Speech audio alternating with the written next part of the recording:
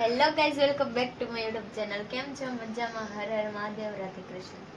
અત્યારે અમે સોડા ફોલીએ છીએ ને થોડી વાર પછી બનાવવાનો છે ખજૂર પાક. તમે કન્ટિન્યુ બ્લોગમાં રહેજો. તો અત્યારે ચણાના લોટના પુડલા અને પાત્રા, સમોસા અને ખમણ એટલું છે. તો હવે જમી લઈએ. અને દહીં, આ છાશ.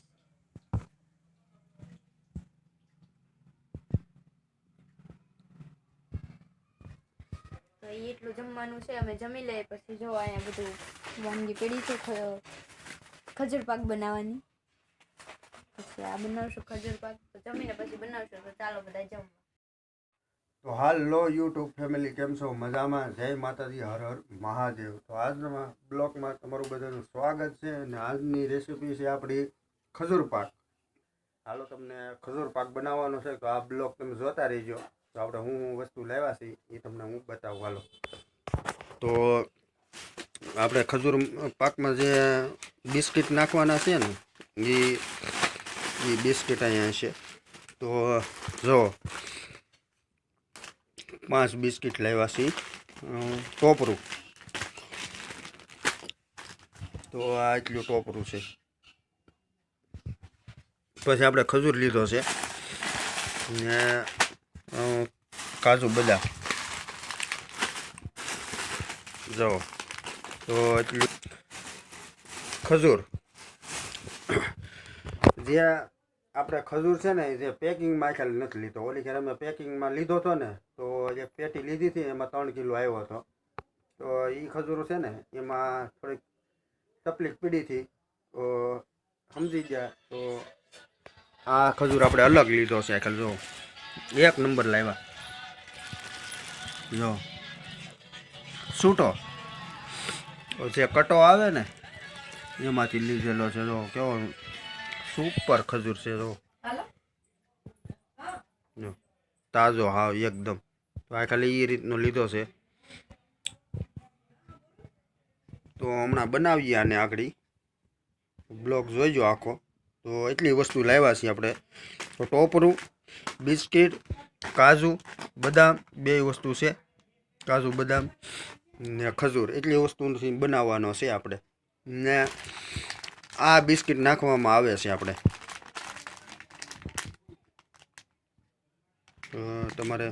તમે પછી જે ઉપયોગ કરતા હોય, પણ બિસ્કિટ તો ઝાઝે ભાગે આ જ, કેમ કે આ મોટા બિસ્કિટ આવે ને બીજા બધા નાના આવે. તો આ છે ખજૂર પાકના જ મેન બિસ્કિટ. એટલી વસ્તુ નાખવાની છે. ને બીજી વસ્તુ લાવ્યા છે પણ એ છે, આ છે સેવડાનું ને આ છે આપણા પાપડ. તો એ હું તમને હાર બતાવી દઉં. તો આ બધી મિક્સમાં છે. ભૂંગળી સેવડાની છે.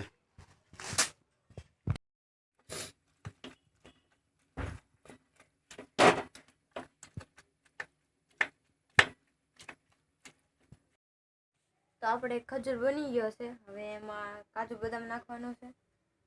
જો કાજુ બદામ આવી રીતે કાંક અમે કટિંગ કર્યું છે એમાં નાખવાનું છે. અને આ ટોપરું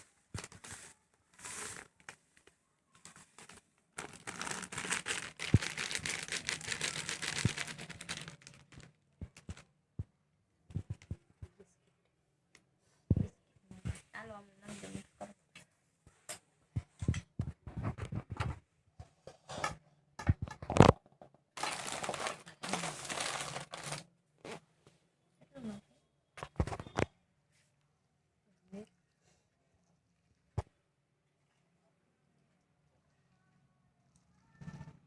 તો નીલમબેન કહો તો ખરા કેટલું નાખવાનું. એટલું તમારે નાખો એટલું. જેને જેટલું ભાવે એટલું નાખવાનું એ રીતનું કે નહીં. આ તો કે તમને જેને જેટલું ભાવે એટલું નાખવાનું. તો અહીંયા ટોપરું અહીંયા લઈ લીધું છે. ટોપરું 5 બિસ્કિટ છે. જે જેટલા બને એટલા નાખશું એમાં. પછી પીડારે છે તો પાછા બનાવવાના. હજી પાછું કાજુ બદામ ને એવું બધું પીડી રહ્યું છે એમાં. તો પાછું એકવાર હજી બનશે. બધું વધારે લાવ્યા હોય. નાખ નીલમ નાખ. મસાલેદાર બનાવ્યો.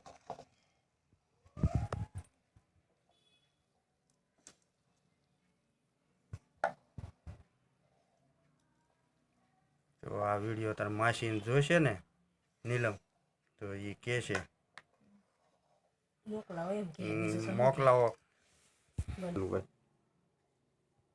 તાર નીલમને તો આ ભાવતા નથી ભાવે હે ભાવે છે નકર મેં કીધું નહીં ભાવતા હોય તો મિક્સર તો સારું થાય છે તો ખજૂર છે ને આપણે જે કટાનો લીધો હતો ને બહુ કડક આવ્યો હતો જે બહુ ગરમ કરવો પડે બહુ વધારે ગરમ કરવો પડ્યો હતો અને ઓલો જે આવે ને 3 કિલો એ સારો આવે હા એ પોસો આવે ને આ થોડો કઠણ આવે એ રીતનું હતું આ ખજૂર સારો આવે તાજો હાવ ને લો પેકિંગમાં આવે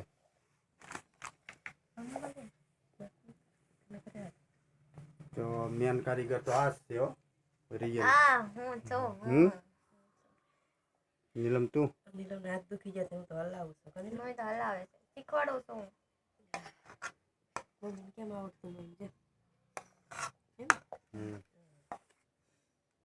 બધું કાજુ બદામ નાખી દેવાનું છે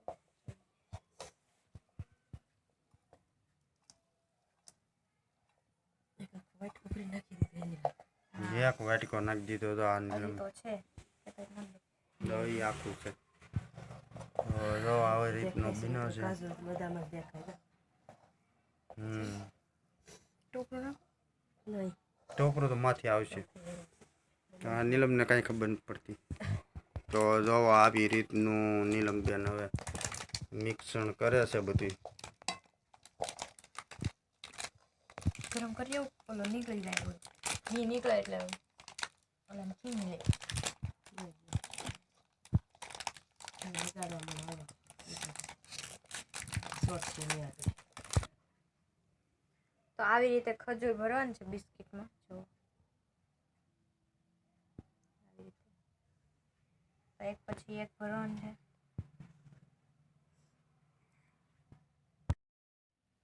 મસ્ત થાય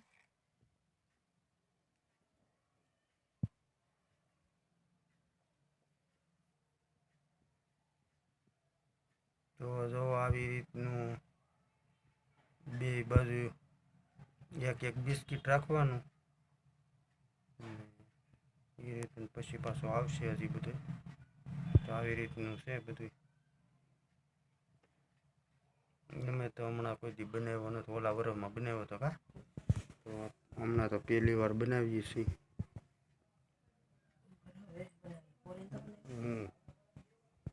વરસમાં એક વાર બનાવીએ છીએ અને 2 વાર બનાવવો જશે તો જો મેં એટલો કમ્પ્લીટ કર્યો છે હજી પહેલો જ બનાવું છું અને મારી મમ્મી એક બનાવે છે જો તો જો આ બની ગયો છે તો આ રીતનું બન્યું છે આમાં ટોપરું આમ નાખ્યું છે તો જો આમ બનશે ને આપણે અહીંયા બધાય ગોઠવશું આગળ આ રીતનું તો અહીંયા બનાવ્યો હતો આ એક અહીંયા ટોપરામાં બોળતું જવાનું તો એ થોડુંક બાકી છે બનાવવાનું ને થોડાક બની ગયા છે તો એટલું બાકી છે અને આ સાઈડ બની ગયેલા છે પછી એનું કટિંગ કરવાનું બાકી છે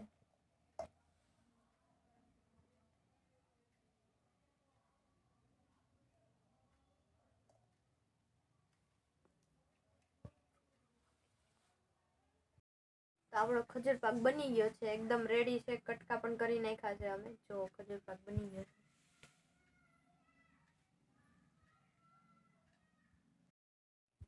તો આપણો ખજૂર પાક બનીને રેડી છે જો અમે કટકા પણ કરી નાખ્યા છે